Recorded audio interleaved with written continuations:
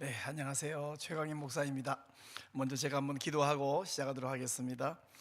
은혜와 자비 하나님, 온 사방에서 집요하게 하나님의 나라를 공격하고 주의 성도들을 공격하고 있는 이때에 우리에게 먼저 앞서서 이 진리를 지키기 위하여 하나님 말씀으로 무장하고 또 거룩성을 회복하는 일에 사용해 주셔서 감사합니다. 하나님, 너무나 집요하게 공격을 해오 있기 때문에 일하다가 때로는 지치는 마음이 생길 수 있사오나 지치지 않도록 붙들어 주시고 거룩성을 반드시 회복하고 전 세계에 전파하는 한국교회 될 수 있도록 사용하여 주시고 주님이 영광받아 주옵소서. 오늘 강의 가운데 하나님이 함께하여 주시고 이 강의를 듣는 모든 사랑하는 동역자들, 우리 성도들에게 은혜와 복을 내려 주시고 하나님 영광받아 주옵소서. 예수님 이름으로 기도하옵나이다. 아멘.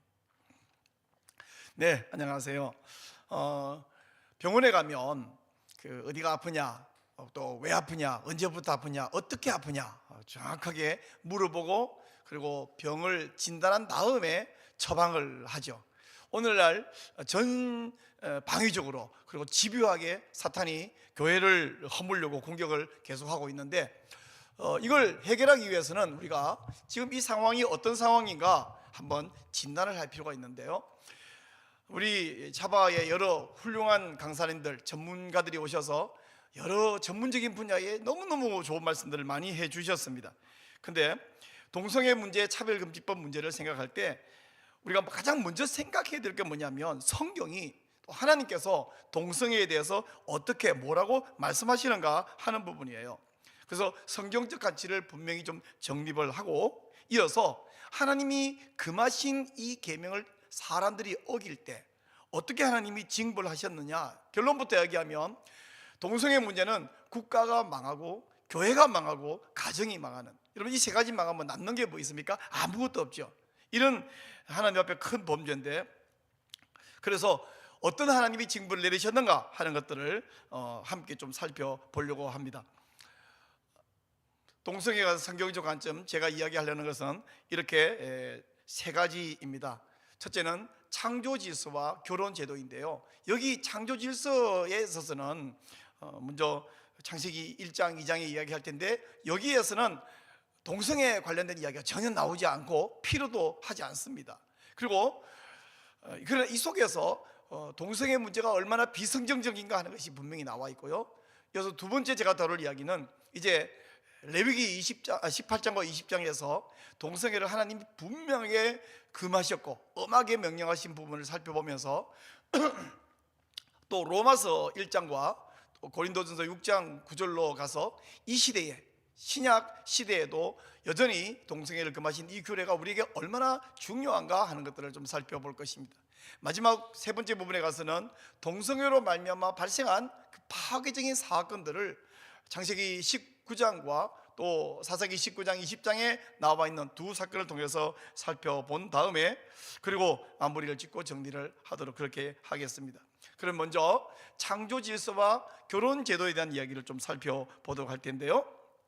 우리 하나님께서 다섯째 날에 새와 물고기를 만들고는 생육하고 번성하고 충만하라 라고 말씀을 하셨습니다. 또 여섯째 날에는 동물들, 짐승들을 만든 다음에 마지막으로 사람을 만드시고 사람에게도 역시 생육하고 번성하고 땅에 충만하라 이렇게 말씀하셨습니다. 이런 걸 보면 생육하고 번성하는 것은 하나님의 뜻이고 하나님의 창조 질서입니다. 그렇다면 생육할 수 없는 동성 간의 접촉이나 동성 간의 결혼은 하나님의 뜻이 아니고 하나님의 창조 질서를 위배하는 것이죠.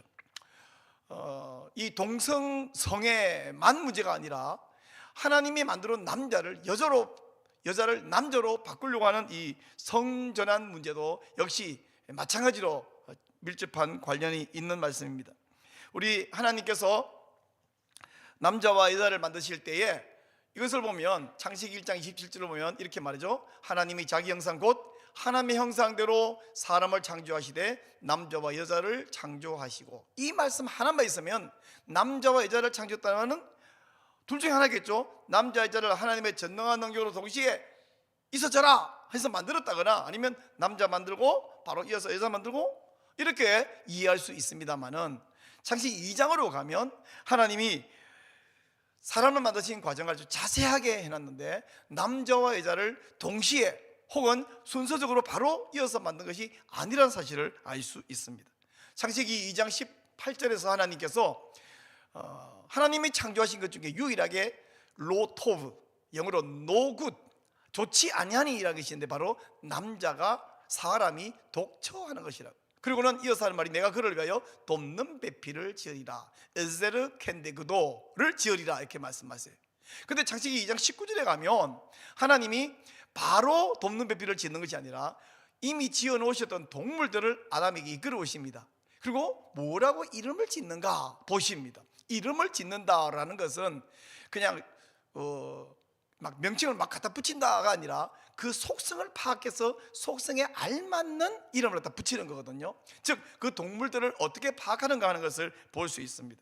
하나님이 동물을 데려온 이것이 무슨 이유인가에 대해서 어떤 분들은 다른 동물들은 봐라 다 짝이 있지 않느냐, 너는 짝이 없지, 이걸 깨달으라고 데려온 것이다 라고 이해하거나 설명하는 분이 계신가 하면 아니, 그게 아니라 그 동물들 가운데 혹시 너의 돕는 배필 에제르 켄데그도가 있는가를 한번 찾아봐라 라는 뜻이었다. 그래서 어느 뜻인지 하나님께 가서 물어보면 되겠지만 확실한 것은 뭐냐면 이어지는 말씀에서 아담이 돕는 배필이 없으므로, 이건 원래 없었는데 아담이 없다는 사실을 이제 자각하고 인식하고 동물들 가운데는 당연히 자기의 돕는 배필 에제르 켄데고도를 찾지 못했다는 거죠. 바로 이럴 때에 하나님께서 이제 여자를 만드는데 새롭게 흙에서 만들어낸 것이 아니라 아담 이미 만들어 놓은 남자와 동질성을 유지하기 위해서 아담을 깊이 잠들게 하시고 갈빗대를 취하시고 그 갈빗대로 여자를 만드셨습니다. 이 여자를 데려왔을 때 아담이 하는 말이 뭐냐면 이는 내 뼈 중에 뼈요 살 중에 살이로다 이렇게 말씀합니다. 바로 이 많은 사랑 고백이 없죠. 이렇게 사랑 고백을 했을 때 하나님이 이어서 하시는 명령이 뭐냐면 창세기 2장 24절에서 그러므로 남자가 부모를 떠나 아내와 연합하여 둘이 한 몸이 되어라 라고 말씀을 하고 있습니다. 자, 여기서 남자가 부모를 떠나 아내와 연합하여라 할 때 이 남자는 히브리 말로 이쉬이고요, 그 아내라는 말은 사실은 히브리 원문에서는 아내라는 뜻도 되지만 그보다는 그 여자, 그래서 하 이샤, 그 여자라고 결혼해라고 말씀인데 여기서 남자 여자 이 두 단어는 단수예요. 단수. 남자들도 아니고 여자들도 아니고 한 남자 한 여자가 결혼해라 라고 명령을 하고 있습니다. 하나님이 이렇게 만들 때부터 남자 따로 만들고 또 여자 따로 만들고 그 만드는 방법이나 특별히 재료가 다릅니다. 남자 여자가 근본적으로 만들 때부터 다르게 만들었고 또 차이가 나게 만들었습니다. 물론 전혀 엉뚱하게 만든 것이 아니라 외모가 거의 비슷하고 또 갈빗대를 뽑아서 동질성을 유지하면서도 불구하고 하나님이 다르게 만들었거든요. 남자 여자는 그 남자에서 여자로 혹은 여자에서 남자로 이렇게 성전환을 하는 것은 불가능해요. 제가 남자인데 아름다운 여성 옷을 입고 머리카락을 기르고 화장을 예쁘게 하면 혹시 어떤 분이 너무 화장을 잘 해놓으면 저분 여잔가? 이렇게 착각을 할 수는 있겠지만 제 속이 제가 여자가 됩니까? 절대로 여자가 될 수 없는 것 마찬가지로 외과적 수술을 해서 외형을 가슴을 나오도록 무슨 장치를 하고 심지어 몸을 수술로 바꾸놓는다고 하면 제가 여자가 되느냐? 아니, 근본적으로 제 세포 하나하나 안에 있는 DNA는 저는 XY 염색체를 갖고 있습니다. 또 처음으로 여자로 태어난 분들은 XX 염색체를 갖고 있습니다. 아무리 화장을 하고 옷을 갈아입고 머리카락을 기르고 해도 심지어 수술을 하고 호르몬을 맞아서 바꾸고 한다고 하더라도 남자는 평생 죽을 때까지 남자일 뿐이고 여자는 여자일 뿐입니다. 이렇게 호르몬이 다르기 때문에 또 능력도 다르고 태어날 때부터 남자와 여자는 취향도 다르고 특징도 다르고 이렇게 읊어나가면 너무 많이 차이가 있는데 이렇게 근본적으로 태어날 때부터 다르게 태어났다 그러면 그것을 오늘날 이 페미니스트들이 뭐랍니까? 성별 고정관념이래요. 성별 고정관념. 아니, 성별 고정관념이 아니라 원래 성별이 다른 것입니다. 원래부터 다른 것을 그런 관념이니까 관념을 바꾸라 주장한다고 바꾸지는 것이 아니죠.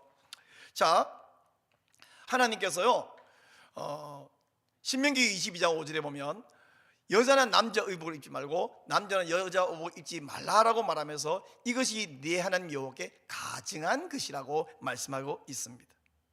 그러면 어쩌다가 우리가 집에서 뭐 아내 남편 있다가 무슨 특별하지 않은 이유로 옷을 바꾸서 입을 수도 있습니다. 뭐 티셔츠나 이런 것은 차이가 별로 나지 않을 뿐 아니라 또 어떨 때 추워서 제가 옷을 벗어서 제 아내에게 잠깐 덮어줄 수도 있습니다. 뭐 이러면 하나님께 가증한 것이냐? 여기서 의복을 갈아입지 마라, 바꿔 입지 마라는 것은 남자가 여자처럼 바꾸어 살고 여자가 남자처럼 바꾸어 살지 말라는 명령이지, 이것은 옷 잠깐 입는 것을 말씀하는 게 아니에요. 즉 남자가 여자가 되려고 하고 여자가 남자가 되려고 하는 것은 하나님 여호와께 가증한 것이에요. 여기서 가증하다라는 말은 히브리어를 제가 일부러 화면을 보여드리고 있는데 토에바, 이것은 가증스럽다, 혐오스럽다, 역겨운 것이다, 토하여 내칠 것이다 라고 말씀하잖아요.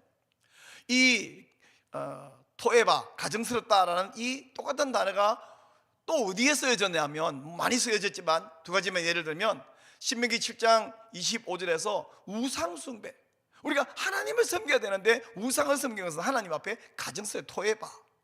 또 신명기 12장 31절에서 사람이 하나님을 섬기기 위해서 혹은 다른 자기가 섬기는 우상을 섬기기 위해서 사람이 사람을 죽여서 태워서 신에게 바치는 인신제사, 생각만 해도 말이 안 되고 끔찍하지 않습니까? 이런 것은 성경 혹은 종교와 관계없이 현행 법에서도 이것은 큰 범죄 행위인데 이런 것에 대해서 하나님이 바로 가증스럽다, 토에바라는 말을 사용했거든요. 자, 이렇게 하나님께서 한 남자와 한 여자만 결혼하라고 말씀하시는 것은 여러 가지 이유가 있는데 제가 이유를 말을 할 수도 있겠지만 케빈 더영 이야기를 제가 그 전에 이야기를 좀 보여드릴게요. 이 남자 여자를 오늘 막 바꿔가지고 남자가 여자 될 수 있고 여자가 남자 될 수 있다. 그래서 어떤 남자가 이 음경이 달려 있어요. 몇 가지 수술도 안 해요. 근데 자기가 스스로 여자라고 주장합니다. 그럼 이게 이제 여자라고 인정해 주는 것이 차별금지법이 통과되어 버린 이 미국에서 있는 일 아닙니까? 그런가 하면 어떤 여자가 자궁이 있어요, 아기를 낳을 수 있어요. 근데 이건 자기가 남자라고 주장하는 거예요. 그러면 이제 그런 사유가 된 상태에서는 여자만 아이를 낳고 임신할 수 있다라거나 또 남자에게만 음경이 있다라고 말하면 그게 거짓이 되어버리는 시대입니다. 미국의 한 고등학교에서 YTN을 위시하여 여러 이미 매체에 나간 사실인데 미국 한 고등학생이 시험에서 임신은 여자만 가능합니다, 이것을 참이라고 했더니 아니 자궁을 가지고 있는 여자가 남자라고 주장하니까 이건 법적으로 남자예요 거기서는. 근데 남자도 임신이 가능한데 왜 너는 여자만 가능하다고 참이라 했냐? 오답. 또 남자에게는 음경이 있다, 그럼 여자는 없다. 근데 음경이 있는 사람이 오늘 있잖아요, 정상적인 남자의 모든 신체 성기까지 달리는 사람이 벗고 목욕탕에 들렁들렁 들어가면서 나는 여자입니다, 그럼 막을 수가 없는 거죠. 그래서 여자도 음경이 있을 수 있다, 그게 참이라는 거죠. 우리나라도 차별금지법을 막지 못하면, 동성혼 합법화를 막지 못하면 바로 이런 일이 발생해 버릴 것입니다. 자, 이제 하나님께서 한 남자와 한 여자의 결혼제도를 씌운 이유가 무엇인가? 케빈 더영은 이 5가지를 이야기하는데 그대로 제가 한번 소개해 보겠습니다. 첫째는 여자, 남자, 여자의 창조 방식이 원래 하나님이 여자가 하나 필요해서 만든 것이 아니라 여자 만드는 거, 야 니네 여자끼리 생육고 번성해라, 동물 받듯이 해가 아니라 남자가 하나님 보시기에 로토브예요, 좋지 못하다. 그래서 남자를 보완을 하기 위해서 여자를 만드는 창조의 방식뿐 아니라 목적 자체가 그렇다는 것입니다. 그래서 한 남자와 한 여자가 결혼하게 만들었어요. 두 번째, 한 몸이 되어라. 한 몸으로 결합한다는 것은 서로 성적으로 반대되는 두 성이 인격체가 결합되는, 그래서 원래부터 다른 두 인격체라는 사실을 알려주는 것이고, 세 번째, 성이 달라야 자녀 출산이라는 결혼의 목적을 이룰 수 있기 때문이고요. 네 번째, 예수님께서는 친히 이 창세기 2장에서 말한 이 기록을 인용해서 예수님 당시에도 여전히 이 규범은 성경적이고 하는 뜻인 것을 말씀했습니다. 하나님이 짝지어 주신 것을 사람이 나누지 못할지니라, 이렇게 말씀했죠.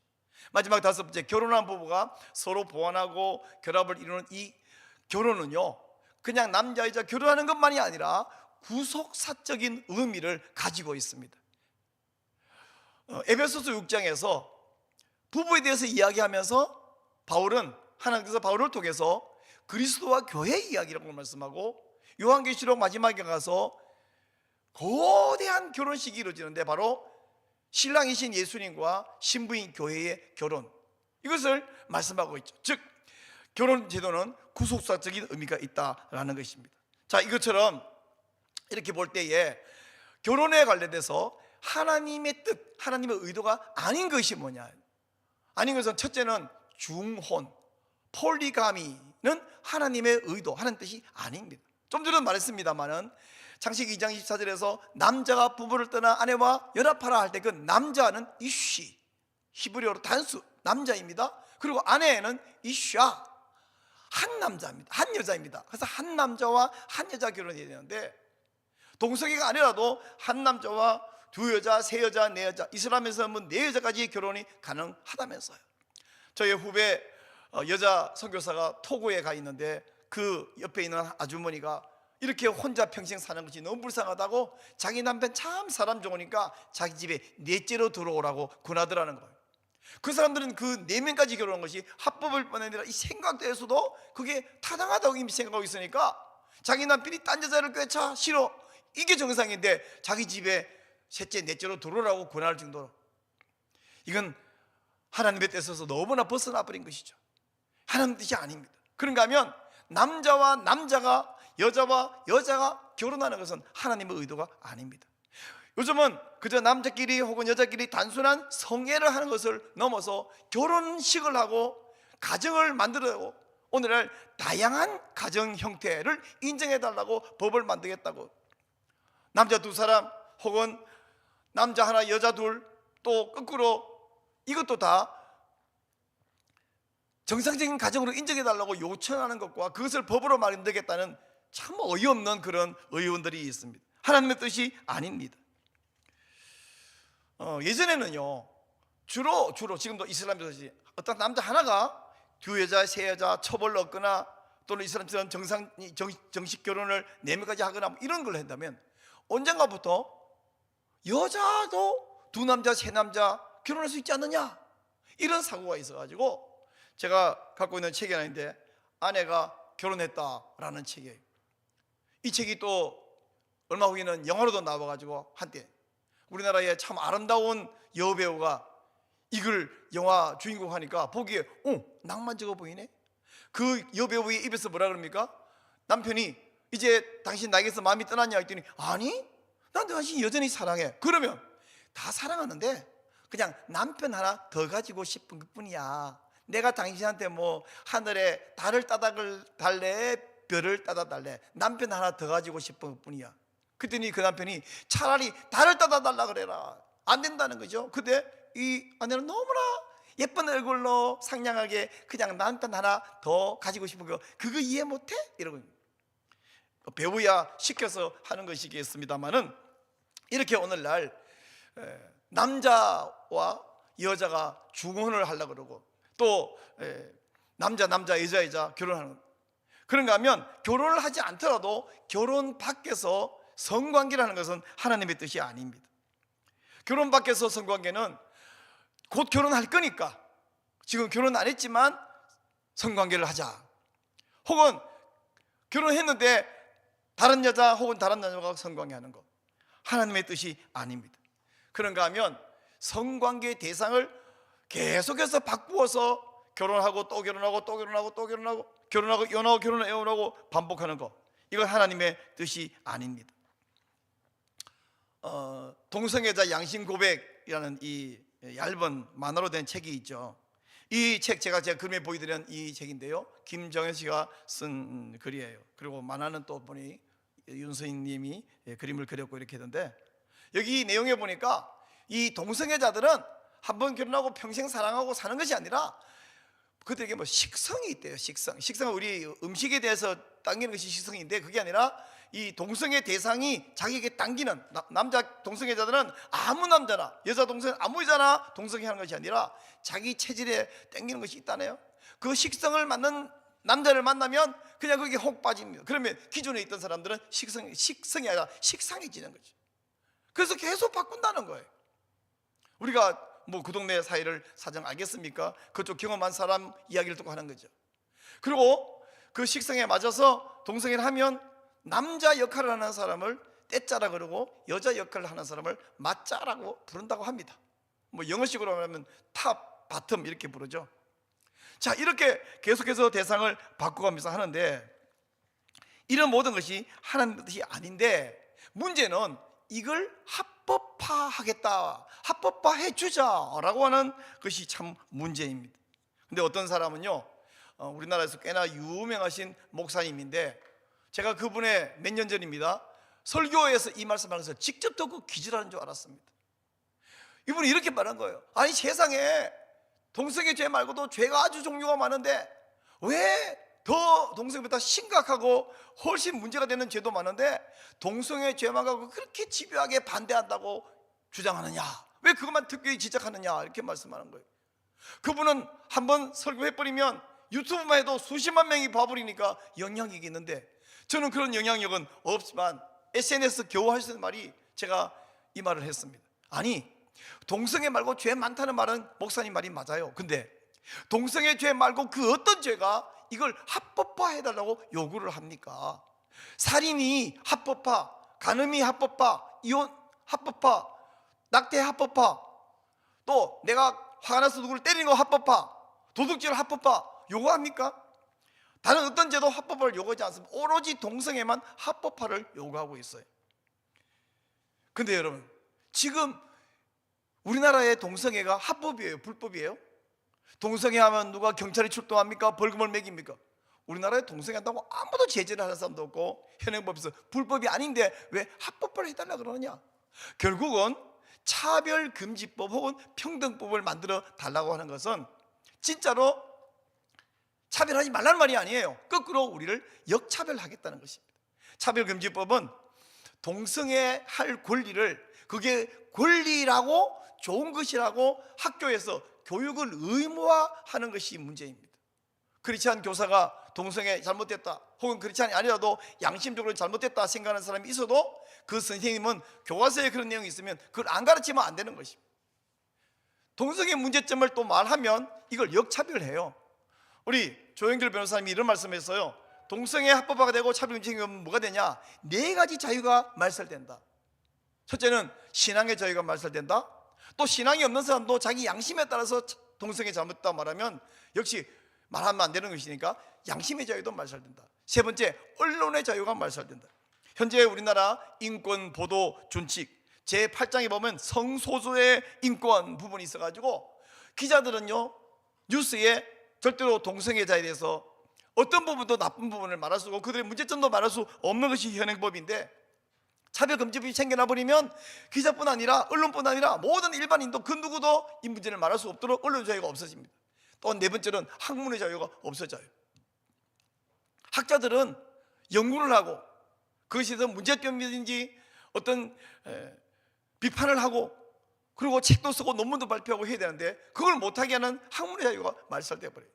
그리고 제일 목사들에게 문제는 다른 여타의 모든 범죄와 문제점에 대해서는 벌금이 상한제도예요. 1,000만 원 이하 벌금, 3,000만 원 이하 벌금. 근데 이 차별금지법에서는 하한제도입니다. 500만 원 이상, 최하 500만 원 벌금 내야 돼. 그럼 목사가 차별금지법 통과됐을 때 동성애가 하나님 앞에서 범죄입니다, 여러분 하면 절대 안 됩니다. 그러면 그걸 들은 사람이 기분이 안 좋아요. 차별을 당했다고 불쾌합니다. 그래서 자기 동료 여러 사람들에게 한 10만 명에게 그 유튜브를 제공하면서 링크 주면서 야, 이 들어봐라. 그리고 집단 소송하자 하면 10만 명이 집단 소송하면 5천억 원을 이상을 물어줘야 되는데 5천억 원을 물어줘가면서 계속 설교할 수 있는 목사가 세상에 어디 있겠어요? 한 명도 없을 것이라고 생각합니다. 이런 문제가 심각한데 이것을 보고 몰라서 그러겠죠. 왜 동성애죄만 특별히 지적하느냐? 근데 사실은 그분이 그래놓고 몇 년 후에 우리 국회 앞에서 차별금지법 동성애 반대하는 피켓 시위에 나오셨더라고요. 얼마나 다행이고 그 사이에 아마 몰랐다가 많은 것을 알게 되신 모양입니다. 자, 여기까지 창조 질서에 대해서 동성애는 얼마나 하나님 앞에 부당하냐는 것을 이야기했고, 이어서 제가 성경에서 동성애를 금하는 규례에 대한 이야기를 하도록 하겠습니다. 레위기 18장 22절, 너는 여자와 동침함 같이 남자와 동침하지 말라, 이는 가정한 일이니라. 이 부분은 남자를 중심으로 이제 이야기했죠. 여자에게 말한다면 이 성별을 바꿔서 말하겠죠. 레위기 20장 13절, 누구든지 여인과 동침하던 남자와 동침하면 둘 다 가정한 일인즉 이를 행함인즉 반드시 죽일지니 자기의 피가 자기에게로 돌아가리라. 자기의 피가 자기에게 돌아온다는 말은 책임이 자기에게 있다고 하는 것입니다. 여기서 역시 남자가 다른 남자와 동침하는 것은 가정하다, 토에바라고 말했습니다. 가정스럽다, 역겹다, 둘 다 가정하다. 아까 말한 그 맞자, 떼자, 잘 모르겠는 용어인데, 혹은 탑, 바텀, 둘 다 죄인이라는 거죠. 둘 다 죽여야 된다. 그래서 우리 같은 우리 세속 국가에서 저거를 돌로 쳐 죽이는 것은 불가능하죠. 그러나 하나님이 다스리시는 이스라엘에서는 저건 돌로 둘 다 쳐 죽이라고 말씀하셨습니다. 그리고 레위기 18장 25절에는 뭐라냐, 이런 일을 행하면 그 땅이 더러워져 버렸어요. 옛날 가나안 사람들이 하듯이 너희들이 가나안 땅 들어가서 이렇게 하면 그 땅이 더러워져 버렸어요. 이 레위기는 아직까지 가나안 땅 들어가기 전에 시내산 앞에서 주시는 명령이잖아요. 그러면 그 악으로 말미암아 너희들이 벌을 받고 그 땅이 주민을 스스로 토해낸다는 거예요. 토해낸다. 가나안에 들어가는 것은 오늘 신약으로 말하면 하나님 나라에 들어가는 표상 아닙니까? 토해낸다는 말은 더 이상 그 땅에 살 자격을 빼앗긴다는 이야기예요. 이들은 계속해서 범죄했고, 이 동성애죄 외에도 여러 가지 우상숭배들을 했고, 결국은 북이스라엘은 아수르로 722년, 남유다는 586년 바벨론으로 완전히 끌려가 버리고 말았습니다. 또 이 가정한 일을 행하는 이 사람들은 그 가나안 땅에서 토해낸다는 말은 너희들 더 이상 하나님 백성, 천국 백성이 아니라는 이야기죠. 근데 여러분, 이런 레위기 18장에서 명백한 이 명령에 대해서 성경을 연구하고 신학생들을 가르치는 교수 가운데 이게 사실 우리에게 유효하지 않다고 주장하는 사람이 있어요. 뭐라고 그러냐면, 레위기 18장을 보면 동성애 문제 하나만 이야기하는 것이 아니라 그 바로 옆부분에 보면 월경하는 여인과도 동침하지 말라는 내용이 있다.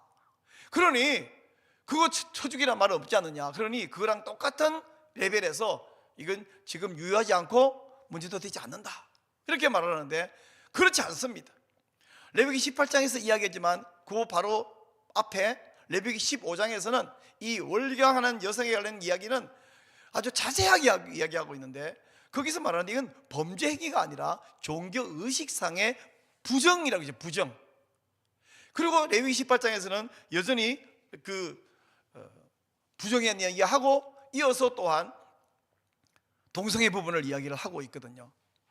그리고 레위기 18장 그리고 또 20장에서 언급된 이 성윤리에 대해서는 월경에 관한 이야기 빼고 나머지 이야기는 모두 신약 성경에서 다시 이야기를 해주고 있습니다.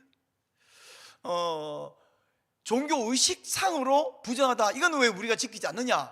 똑같이 지켜야 되는데 그렇지 않습니다. 왜냐하면 구약 레위기에 나오는 율법은 다 똑같이 우리가 받아서 다 지키는 것이 아니라 어떤 것은 지키고 어떤 것은 안 지키는데, 크게 말하면 세 가지 종류로 나눌 수 있습니다. 이스라엘 백성들에게만 해당되는 시민법이 있죠. 그런가 하면 예수 그리스도의 오심과 또 그 오심까지 필요한 제사 의식법이 있죠. 그리고 오늘날 신약시대 백성까지 다 지켜야 되는 도덕법이 있습니다.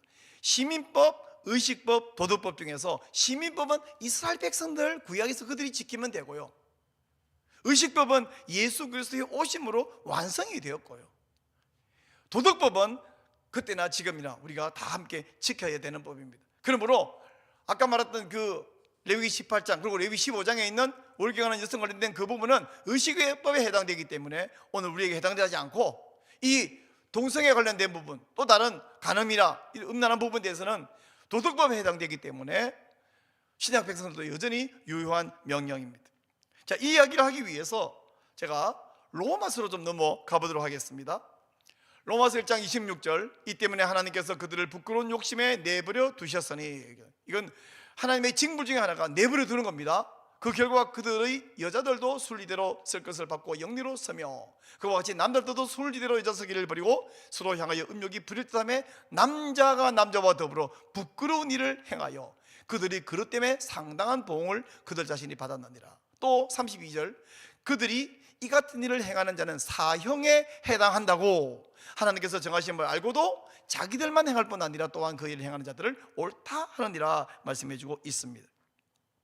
자, 이 부분에 대해서 이제 로마서 1장의 이 이야기는 오늘 우리에게 해당하지 않는다고 주장하는 또 다른 교수가 있습니다. 성서대학교 이민규 교수인데요, 레위기 18장에 나오는 이야기, 이어서 로마서 1장까지 나오는 이 금령들을, 이건 성결에 관한 문제가 아니라 그냥 건강한 가족들을 많이 만들기 위한 출산 문제일 뿐이라고 설명해요. 이 이민규 교수는 그 알렉산드리아에 있는 필로의 말을 인용해가지고 뭐냐면, 이건 동성애는 씨를 낭비하는 것이기 때문에 문제일 뿐이다, 이렇게 이것을 설명하고 있어요. 아니, 씨를 낭비하는 것은 동성애만 그렇습니까? 몽정이나 마스터베이션을 통해서도 씨를 얼마든지 낭비되고 있지만 하나님이 그런 것을 죽일 죄라고 한 적이 있습니까? 그거 보고 하나님께서 가정하다 토해봐라고 말한 적이 있습니까? 그렇지 않습니다. 이 이민규 교수는 이게 자체가 죄가 아니라 출산할 수 없는 것만 문제다고 하는데, 아니요, 방금 읽었던 우리 로마서 1장에서 동성애에 대해서 상당한 보응을 받았다, 안티미스티아, 보응, 보상, 보답, 형벌을 뜻하는데 바로 형벌을 받았느니라 말씀하여요. 그리고 바로 이어서 32절에서 뭐냐면 하나님 앞에서 사형에 해당하는 죄라고 했습니다. 아니, 사형에 해당하는 죄인데 이게 아무 문제가 안 된다고요? 더 나아가서 고린도전서 6장 9절에 가면 남색하는 자는 하나님의 나라를 상속받지 못한다, 즉 천국에 들어가지 못한다까지 분명하게 말씀해주고 있습니다. 자, 이제 동성애로 말미암아서 생겨난 그 파괴적인 결과를 제가 좀 이야기를 하도록 하겠습니다. 레위기 아까 살펴봤던데요, 20장 13절에서 누구든지 여인과 동침하던 남자와 동침하면 둘 다 가정한 일을 행하면적 반드시 죽일지니, 이렇게 말씀했어요. 이뿐 아니라 수간하는 자도 죽이라 라고 말씀했어요. 근데 이 음란한 인간들은 자기들이 동성애 할 뿐 아니라 이걸 옳다고 옹호를 해요. 뿐만 아니고 이걸 단체로 이런 일을 범합니다. 서로 죽이기는커녕 서로 두둔하고 옹호하고 이게 막 유행처럼 하고 있습니다. 이 동성애 죄가 이게 얼마나 뿌리가 깊으냐 봤더니, 우리가 알고 있는 소돔 고모라에서도 그렇고요, 수메르 문명에서도 동성애 죄가 있었어요. 중세 시대에도 동성애 죄가 있었어요. 로마의 황제들 가운데 동성애자가 많았습니다. 인간들이 조금 숨쉴만 하면 이런 죄를 짓는 거예요. 그래서 하나님께서 매번 그러진 않았습니다만은 특별히 중요한 두 가지 사건으로 동성애 죄를 하나님이 얼마나 싫어하시는가, 너희들이 서로 죽이고 그것을 징계해서 깨끗하게 하지 않으니 하나님이 직접 심판하는 것을 통해서 하나님이 동성애를 어떻게 대하시는가, 얼마나 심각한 죄로 벌하시는가 하는 것을 보여주는 사건이 두 번 나옵니다. 잘 알고 있는 사건들이에요. 첫 번째는 창세기 19장에 있는 소돔과 고모라, 직접 유황불로 심판한 사건이고, 두 번째는 사사기 19장과 20장에 나오는 그 이스라엘과 베냐민 지파의 전쟁, 내전을 통해서 심판한 사건이 나오고 있습니다. 먼저 소돔 고모라 이야기를 좀 할게요. 하나님께서 아브라함에게 와서 말씀하셨죠. 저 소돔과 그리고 고모라가 너무나 타락하고 변질되고 그 아우성이 내 귀에 들려서 내가 지켜보러 가겠다. 그럴 때 아브라함이 하나님을 붙들고 거기 있는 롯을 생각하면서 여러 가지로 숫자를 50에서 10까지 줄여가면서 탄원을 하죠. 천사 둘은 소돔에 갔습니다. 자, 그 시대에나 오늘날 이스라엘도 마찬가지인데, 광야의 법칙은요, 나그네가 오면 적어도 2박 3일은 의무적으로 재워주는 것이 관습이고 의무였습니다. 왜냐하면 나그네는 오늘날 같이 호텔이 있지 않는 시절에는 그러지 않으면 어디서 얼어 죽을지, 맹수에게 죽을지 굶어 죽을지 모르는 상황이거든요. 환대의 법칙, 그리고 광야의 법칙입니다. 근데 소돔에 두 천사가 갔습니다. 남자 행성을 띠고 갔습니다. 아무도 그를 맞아주지를 않습니다. 자기 집으로 들어오라고 말하고 빵을 주겠다고 말하고 재워주겠다고 말하는 사람이 없습니다. 그럴 때에 롯이 그 두 나그네를 자기 집에 맞이했습니다. 그리고 저녁 음식을 먹이고 발을 씻게 하고 잠자리를 줘서 잠을 자려고 할 그때에 그들이 눕기 전에 그 성사람 곧 소돔 백성들이 노소를 막노라고. 이 말 웃기죠? 노소를 막노라고. 늙어서도 힘이 있나 봐요. 원근에서 다 모여. 아니 원근이라는 것은 옆집이 아니라 온 도시 저 멀리에서 뭐 얼마나 걸어오는 거리가 많이 걸리는지는 재볼 수 없지만 원근은 다 모여서 그 집을 에워싸고 롯을 부릅니다. 그에게 이르되 오늘 밤에 내게 온 사람들이 어디 있냐 이끌어내라. 우리가 그들을 상관하리라. 상관하겠다는 게 뭐예요? 한번 와서 네가 혹시 스파이가 아닌지 한번 신문해 보겠다는 말인가요? 아니면 그들과 우리 서로 한번 새로운 만났으니까 친구가 되어보겠다는 뜻인가요? 한국말로 상관하리라 라고 되어 있으면 뭐 어떤 의미인지 알기 어려운데 히브리어로 야다라고 되어 있습니다. 내가 그들을 야다하겠다, 관계를 맺겠다. 이 말은 원래는 야다는 알겠다 하는 뜻이죠. 알아보겠다. 그러나 이 말은 히브리어 관용으로서 이건 성관계를 이야기합니다. 우리나라 말에 동침한다 이러면 그냥 같이 눕는다는 뜻이잖아요. 그러나 형과 동생이 같이 누웠다, 그냥 누울 수 있죠. 또 친구끼리 우르르 수련해 갖고 뭐 2명, 5명 한 방에 막 누울 수 있죠. 동침이죠. 잘 수 있죠. 그러나 그 동침하는 것이 아니라 우리는 동침한다 그러면 성애를 떠올리지 않습니까? 여기서 야다, 알겠다, 알아보겠다 라는 말은 이건 관계를 맺겠다라는 이야기입니다. 성애를 이야기하는 거죠. 대표적으로 마리아에게 천사가 와서 네가 잉태하겠다, 전능자 아이를 잉태하겠다 그럴 때 저는 사내를 알지 못하거늘 어찌 이런 일이 제게 있겠나이까. 이 사내를 알지 못한다는 말은 야다는 사내가 뭔지를 모른다, 약혼한 사람인데 모를 리가 있습니까? 그런 뜻이 아니라 사내와 내가 성관계를 맺은 적이 없습니다. 그때 야다라는 말을 사용하죠. 안다라는 말을 사용하죠. 자, 이럴 때에 롯이 그 두 천사는 보호해야 되기 때문에 그러지 마라, 내가 두 딸을 내어줄 테니 그 사람들하고 동성 관계를 맺으려 하지 말고 차라리 내 두 딸을 줄 테니 걔들 데리고 너희들이 즐겨라, 타협안을 제시합니다. 그러자 소돔 사람들은 이놈이 외부에서 들어와서 잠시 살고 있는 놈이 지들이 우리에게 이래라 저래라 마음대로 재판관으로 살라 그러네 하고는 집 문을 부시고 들어오려고 합니다. 바로 그때 천사가 소돔 사람들의 눈을 어둡게 해버렸어요. 그래서 문이 어딘지를 몰라가지고 빙빙 돌면서 문을 찾지 못했다. 그날 천사가 롯에게 당신과 관계된 사람은 다 이끌고 이 도시를 떠나라. 오늘 밤에 하나님이 이 성을 멸할 것이다. 바로 그날 밤에 여호와께서 유황불을 내려서 심판을 한 사건입니다. 자, 이 분명한 사건에 대해서 감신대학교 임몽대 교수님이 논문에서 뭐라고 했냐면 이건 지금까지 우리가 생각하던 바와 사실은 다르다.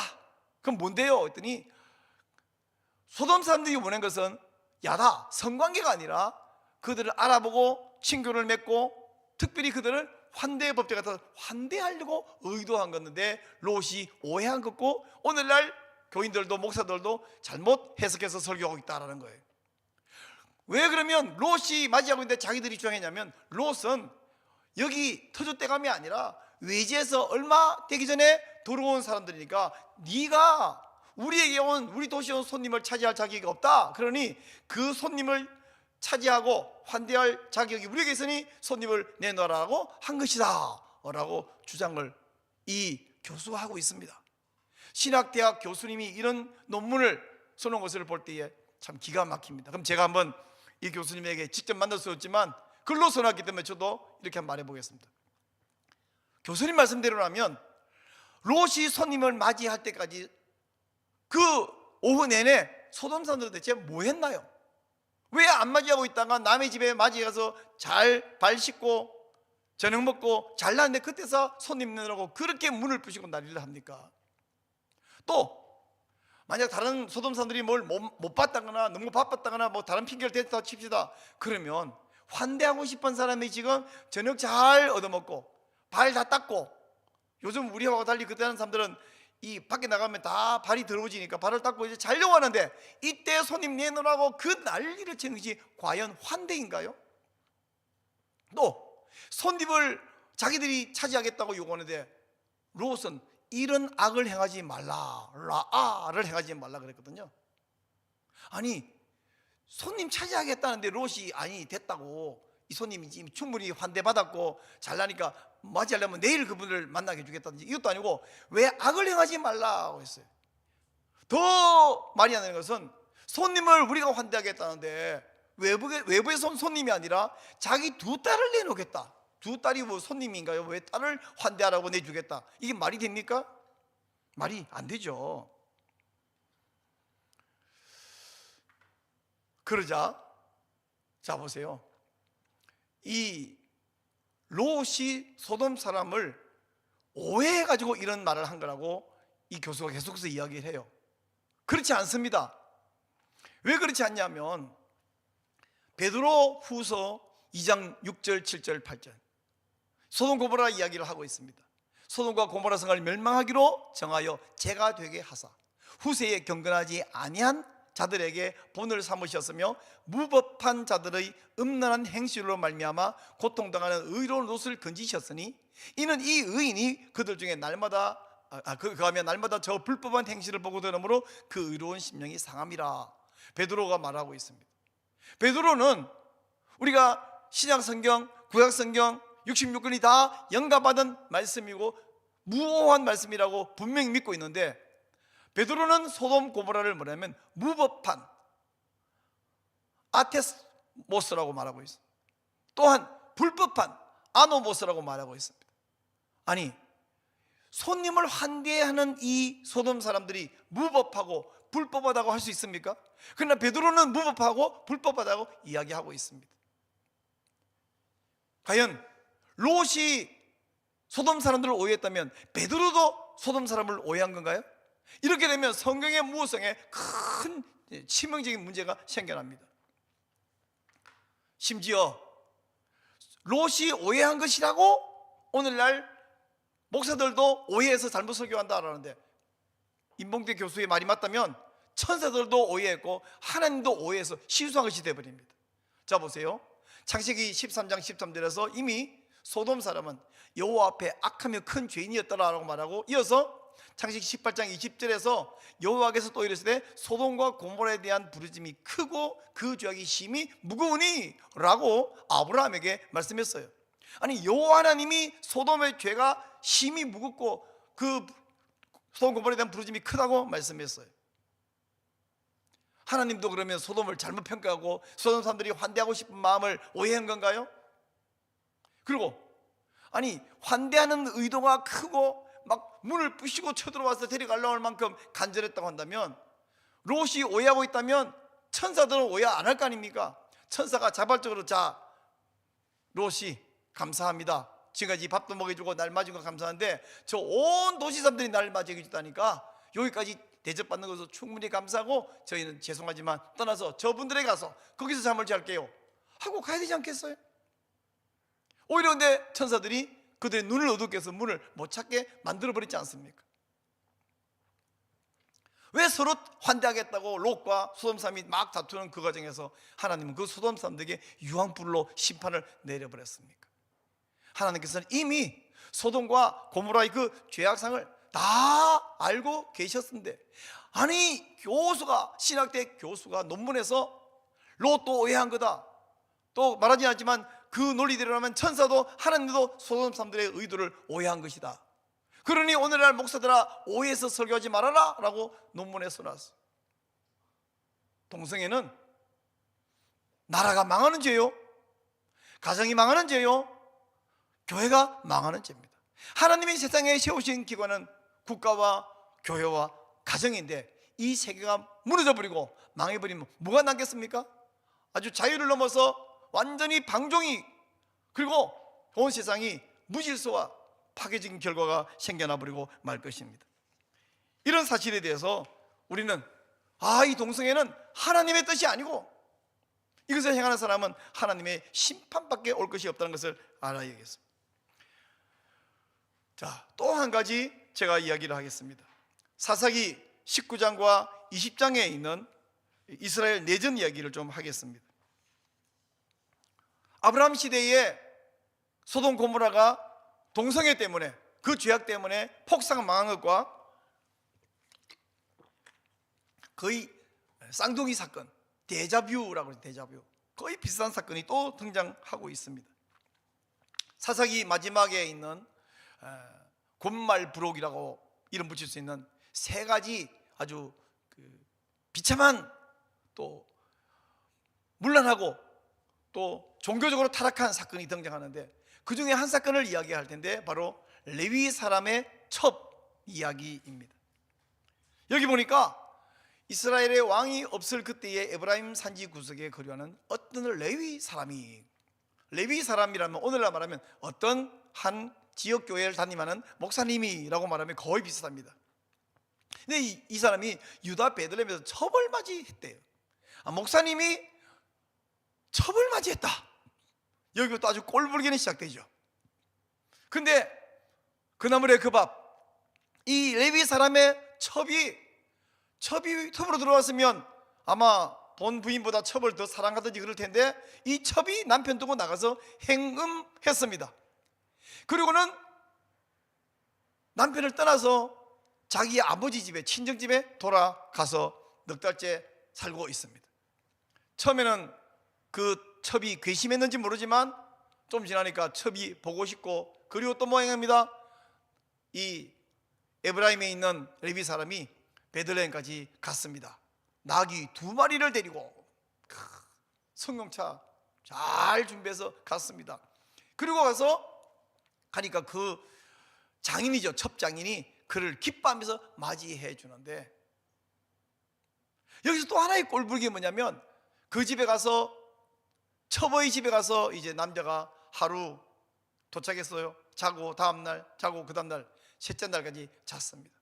이제 넷째 날 첩을 데리고 가겠습니다. 그랬더니 뭐 이렇게 급히 가느냐고, 여기서 가다가 기지맥진하면 안 되니까 제대로 먹고 가자고 음식을 잔뜩 차려줍니다. 먹고 마시고 기본해 주었습니다. 이제 해가 지니까 못 가겠네. 다음날 5번째 날 또 오늘은 빨리 가야 되겠습니다. 그랬더니 뭐 이렇게 급하게 하느냐고, 제대로 음식도 아직 먹은 적 없는데. 그리고 또 음식을 차리고 뭐 술도 내놓았겠죠. 먹고 마시고 또 해가 지려니까 안 되겠어요. 오늘까지 안 되면 이제 오늘 가야 되겠다. 오후 늦게 베들레헴을 떠나서 에브라임으로 갑니다. 자, 가고 있는데 해가 지니까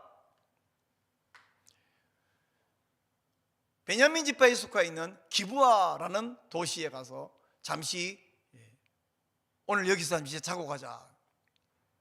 근데 이 레위인과 종과 그리고 이 첩이 기브아에 가서 길거리에서 기다리고 있는데, 기브아 사람 중에 아무도 이 나그네를 맞이해 주는 사람이 없습니다. 바로 그럴 때에 기브아에 와서 어떤 과정으로 여기 와서 임시로 살고 있는 한 에브라임 노인이 있었는데, 그 노인이 밭에서 일하고 돌아오다 보니까 나그네가 길거리 사거리에 있습니다. 왜 여기 있어? 아무도 맞이해주지 않는데요? 그럼 우리 집에 들어오시오. 그리고는 이 밤에 에브라임 노인이 집에 가서 발을 씻고 저녁을 먹고 이제 잠을 자려고 합니다. 자, 사사기 19장 22절, 그들이 마음을 즐겁게 할 때에 그 성읍의 불량배들이 그 집을 에워싸고 문을 두들기며 집 주인 노인에게 말하여 이르되, 네 집에 들어온 사람을 끌어내라. 우리가 그와 관계하리라. 아까 창세기 19장에서 소돔 사람은 상관하리라, 한글 성경 번역되었고요. 여기서는 관계하리라. 근데 히브리어 단어 똑같습니다. 야다하리라. 밤중에 기브아 사람들이 이 남자를 내놓으라고 할 때 그와 함께 우리가 야다하겠다라고 이야기를 합니다. 그러자 이 레위인이 자기가 나가야 되는데 자기는 안 나가고 대신 그 첩을 기브아 사람들에게 내줍니다. 아니, 이 첩이 어떤 사람이에요? 자기가 첩을 얻었고, 첩은 또 행음하고 친정집에 돌아가 버렸고, 넉 달 만에 가서 지금 하루 이틀, 사흘, 나흘, 5일 만에 첩을 데리고 자기 집으로 가는 길인데, 그럼 그 첩을 애지중지해야 되는데 그 첩을 기브아 사람들에게 내줬습니다. 그러자 기브아 사람들이 이 나그네 레위인과 그날 야다 하려고 했는데 이 사람은 안 나오고 첩을 내주니까 꽁 대신 닭이다, 이 여자를 데리고 밤새 돌아가면서 야다 했습니다. 그리고 새벽에 이 여자를 쫓아보냈. 여자가 아마 기진맥진한 상태로 이 에브라임 노인 집 앞에까지는 왔는데 거기 쓰러졌고, 아침에 일어나 보니까 여자가 시체로 발견되었습니다. 아니, 보통 정상의 남편이라면 자기 첩을 대신 내주는 것도 말이 안 되지만, 그렇게 내준 다음에 밖에서 무슨 일이 발생하는지 모르고 쿨쿨 편하게 잠을 자겠습니까? 정말 꼴불견이죠. 근데 아침에 일어나서 보니까 여자가 쓰러져 있습니다. 자, 일어나라 흔들어 깨우니까 이미 죽은 시체예요. 이 시체를 가지고 자기 집에 가서 이 시체를 12토막을 만듭니다. 토막 시체를 만들었어요. 그리고 12지파에 다 이것을 보냈더니 온 이스라엘 전역에서 벌떼처럼 일어나서 이게 무슨 일이냐 했더니 베냐민 지파에 속한 기브아에서 이 첩이 죽었습니다. 그래서 베냐민 지파에다 대고 기브아 사람들 우리가 처벌하겠다 그랬더니 팔이 안으로 굽죠. 베냐민 사람들은 기브아를 감싸면서 무슨 소리, 그럴 수 없어, 우리가 보호하겠어. 이래서 베냐민 지파와 나머지 11지파 사이에 내전, 전쟁이 일어났습니다.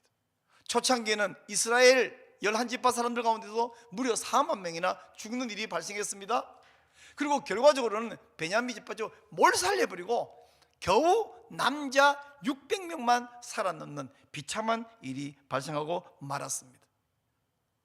한 지파가 600명 외에는 다 죽어버린 거죠. 그리고 나머지 이스라엘 11지파에서도 무려 4만 명이 죽었습니다.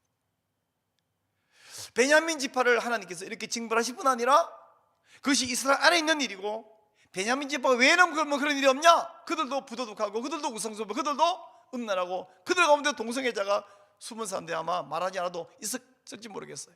4만 명이나 죽는 일이 발생했습니다. 자, 이것을 볼 때에 임봉대 교수가 이번에 이 사건도 또 잘못했다고 해석을 해요. 뭐라 그러냐면, 여기도 에브라임 사람들은 에브라임 사람이 아닙니다. 기브아 사람들은 이 레위인을 환대하려고 그랬던 것이었다고 주장을 합니다. 그러면서 이 에브라임 노인은 외지에서 온 사람이기 때문에 손님을 환대할 자격이 없어서 자격이 있는 우리가 환대하려고 내놓으라고 요구한 것이었다 라고 이 교수가 주장을 하고 있어요. 그렇습니까? 그럼 제가 물어볼게요. 이 교수에게 물어보겠습니다.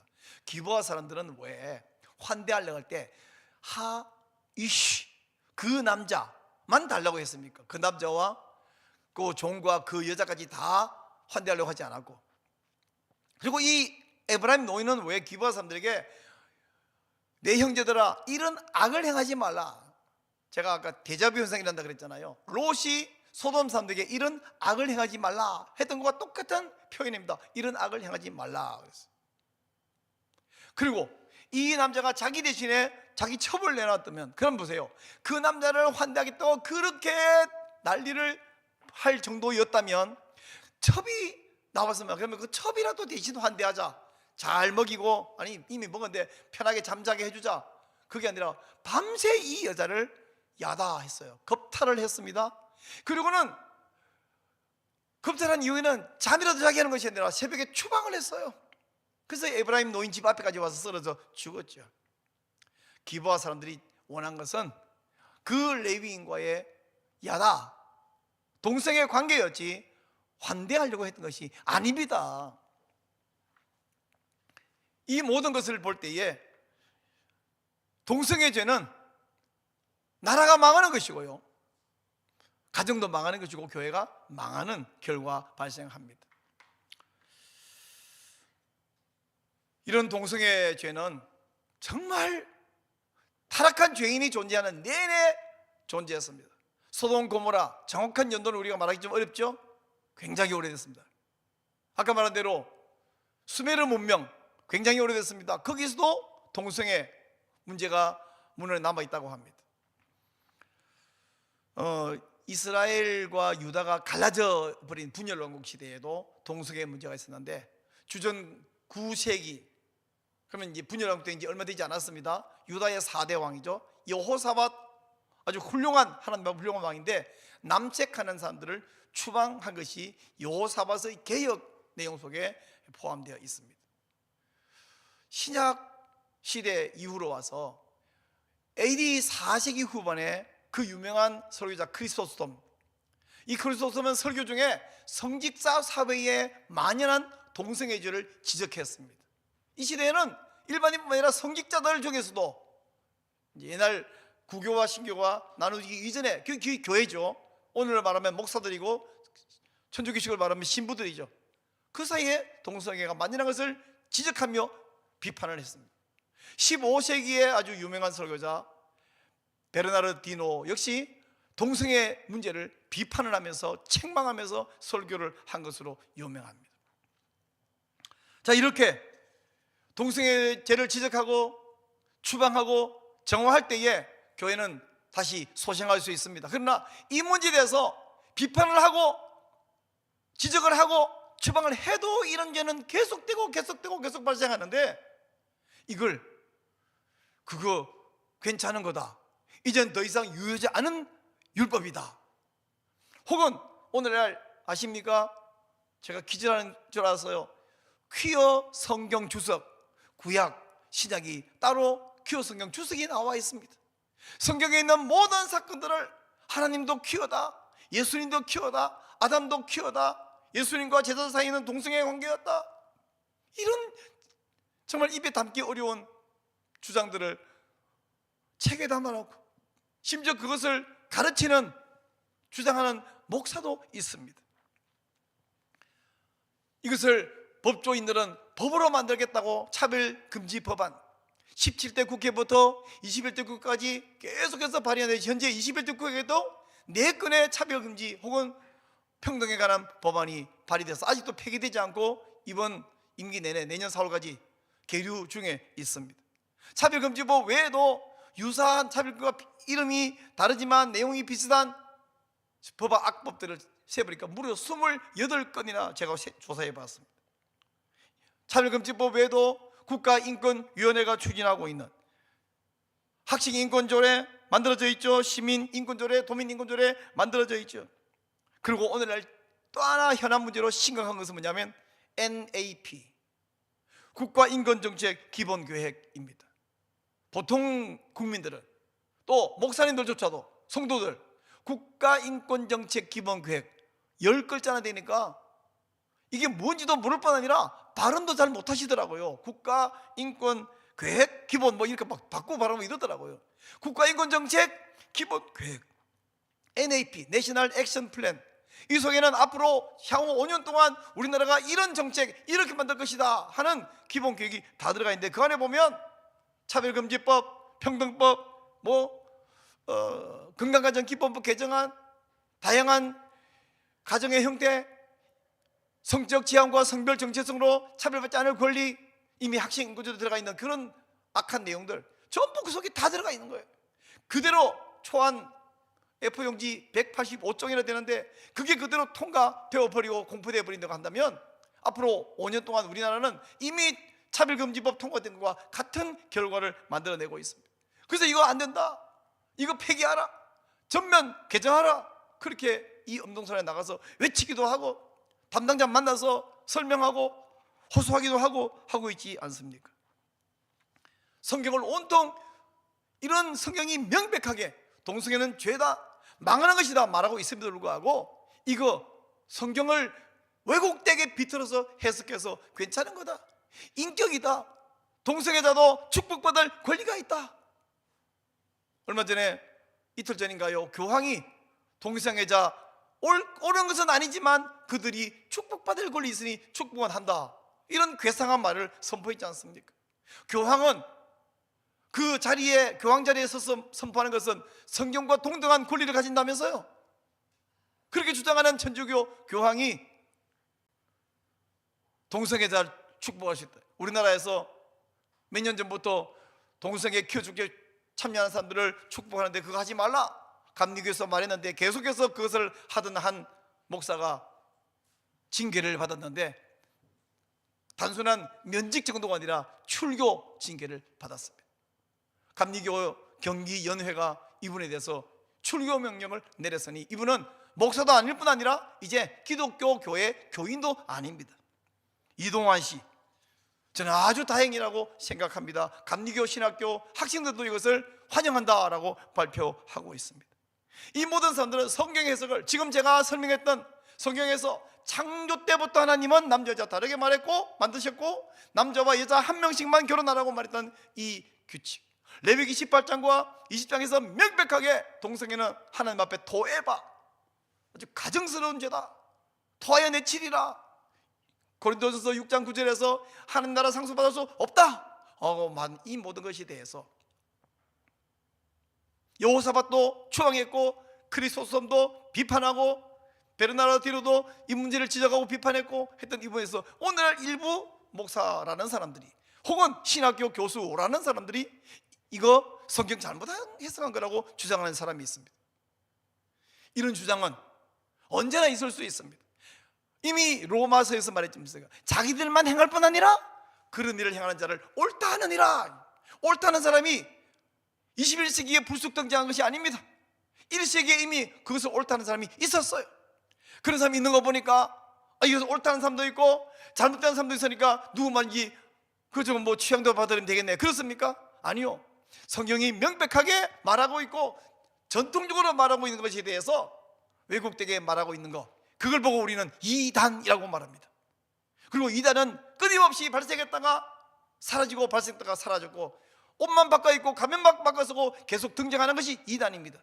다른 교리에서도 이단이 등장하지만 동성애 잘못된 해석, 이런 이단도 계속 등장합니다. 이동환 씨는 그냥 이단이 아니에요. 출교해서 이제 신자가 아닌 사람입니다. 이렇게 법적으로 징계를 받은 사람들만이 문제가 아니라 이런 이상한 주장을 하면서 나 그거 인권이고 사랑이고 그저 관용인 줄 알았는데 너무 동성애 죄 하지 말고 우리 교인 중에서도 그런 사람이 있을 수 있는데 그거 상처받으면 안 되잖아요. 그냥 그거 좀 부드럽게 말해야지. 하나님의 원수입니다. 교회를 허무는 짓입니다. 가정을 허무는 짓입니다. 나라를 망치는 짓입니다. 그러면 아무것도 남지 않습니다. 이 땅을 지옥으로 만들겠다는 것입니다. 이제 동성애에 관한 성경적인 관점은 명백합니다. 하나님이 진노하십니다. 하나님이 싫어하십니다. 하나님이 징벌하십니다. 그리고 천국에 가지 못합니다. 지옥에 떨어질 죄입니다. 제가 기도하고 마치겠습니다. 은혜와 자비 하나님, 하나님의 명백한 명령에 대해서 왜곡되게 해석하고 거짓 주장을 하는 사람은 구약시대에도 있었고 1세기 사도 바울 활동하는 시대도 있었고 오늘날 21세기는 더 많습니다. 하오나 주여 깨어있는 주의 종들이 있어서 이것을 대해서 명백히 말하게 해주셔서 감사합니다.